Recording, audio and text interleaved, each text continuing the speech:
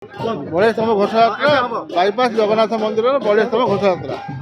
ମୁଁ ସର୍ବପ୍ରଥମେ ଧନ୍ୟବାଦ ଦେବି ଆମର ଟ୍ରଷ୍ଟକୁ ପ୍ଲସ୍ ଆମର ଅଫିସିଆଲକୁ ପ୍ଲସ୍ ବାଇପାସ୍ ଜନସାଧାରଣଙ୍କୁ ଯେ ମୋତେ ଠାକୁରଙ୍କ ସେବାର ସୁଯୋଗ ଦେଇଛନ୍ତି। ମୁଁ ସର୍ବପ୍ରଥମେ ଧନ୍ୟବାଦ ଦେବି।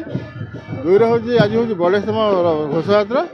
ତେଣୁ ମୋତେ ଆଜି ବହୁତ ଖୁସି ଯେ ଠାକୁରଙ୍କର ସେବା କରିବାରେ ମୁଁ ଯାହା ହଉ ଆପଣମାନଙ୍କ ସହଯୋଗ ସାଥିରେ ମୋତେ ବହୁତ ଆନନ୍ଦିତ କରିଛି। କେତେ ବର୍ଷ ହେଲାଣି ଆପଣ ଏମିତି ବଳିଛି ମୁଁ 4 ବର୍ଷ ହେଲା ଏ ରଜା ହେଇ ଚାଲିଛି। ଆଉ ଚାକିରି ଅଳ୍ପ ଦିନ ରହିଲା ଆପଣ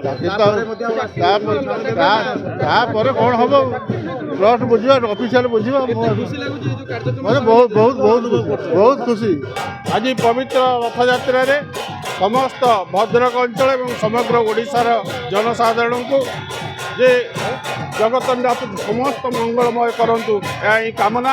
ଏତିକି ମୋର ପ୍ରାର୍ଥନା ଜଗନ୍ନାଥଙ୍କ ପାଖରେ ସମସ୍ତେ ସୁଖ ଏବଂ ଶାନ୍ତିରେ ରୁହନ୍ତୁ ଏବଂ ନିରାମୟ ଜୀବନଯାପନ କରନ୍ତୁ, ଯାହାକି ଜଗନ୍ନାଥ ନିଶ୍ଚୟ ସମସ୍ତଙ୍କୁ କୃପା କରିବେ ଏବଂ ଆଶୀର୍ବାଦ କରିବେ, ଏହା ହିଁ କାମନା।